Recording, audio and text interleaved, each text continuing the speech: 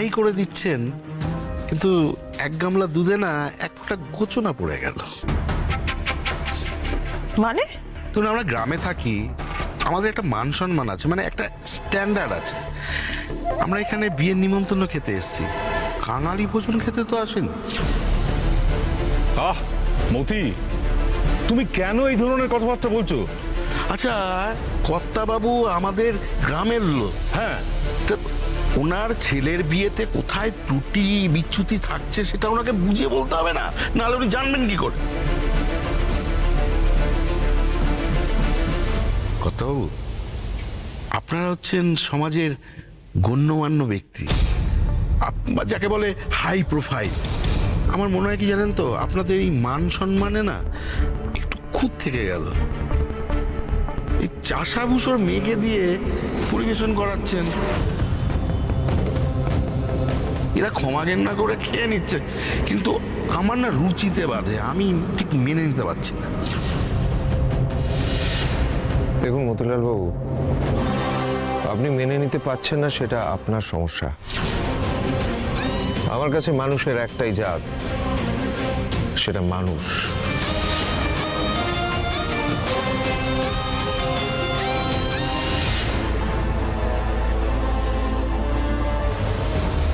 চাষাভূষর মেয়েকে দিয়ে পরিবেশন করাচ্ছেন, এরা ক্ষমা ঘেন্না করে খেয়ে নিচ্ছে, কিন্তু আমার না রুচিতে বাধে, আমি ঠিক মেনে নিতে পারছি না।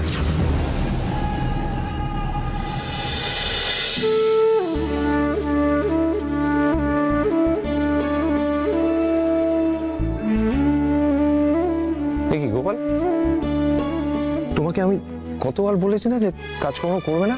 হ্যাঁ, রেস্ট নাও। তুমি কি আমার কোনো কথা শুনবে না নাকি? কর্তাবাবু, দোহাই আপনার, আপনি রাগ করবেন না।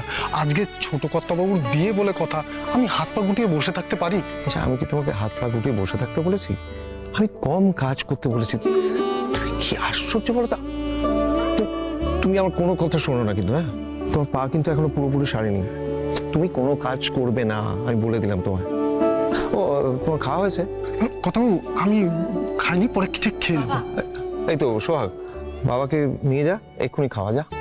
কর্তাবাবু, আপনি ব্যস্ত হবেন না, আমি ঠিক খেয়ে নেবো বললাম তো। তোমাকে এক্ষুনি খেতে হবে, পরে খেলে হবে না, হয়েছে? যা নিয়ে যা, কোনো কথা শুনবি না, যা। চলো বাবা, তুই চলো আমার সঙ্গে, চল। কর্তাবাবুর কথা বাদ দে না, জোড়াদিঘির থেকে কত লোকজন এসছে, তাদের একটু খাতির যত্ন করি, পরে খাবো। আমি তো আছি বাবা, কর্তাবাবুর কথা তুমি শুনবে না তো? চলো আমার সঙ্গে, চলো।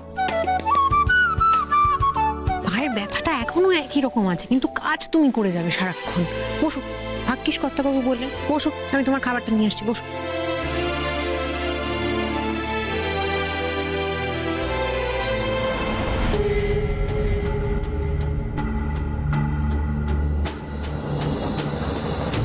আপনারা কি কোনে পক্ষ? আমি হলাম বর পক্ষ। কর্তাবাবুর যে দেশের বাড়িটা আছে না, আমরা ওটার দেখাশোনা করি। কর্তাবাবু খুব ভালো মানুষ। কি আপনারা তো কিছু খাচ্ছেনই না, কিছু আনতে বলি?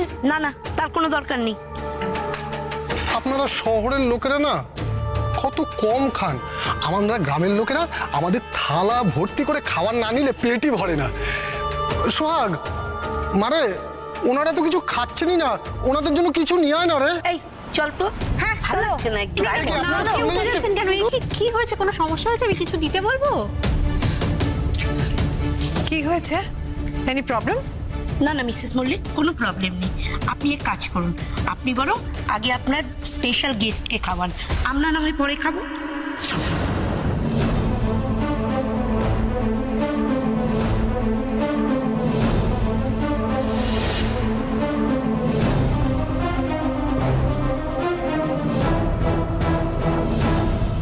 তোমার কোনো কাণ্ড জ্ঞান নেই?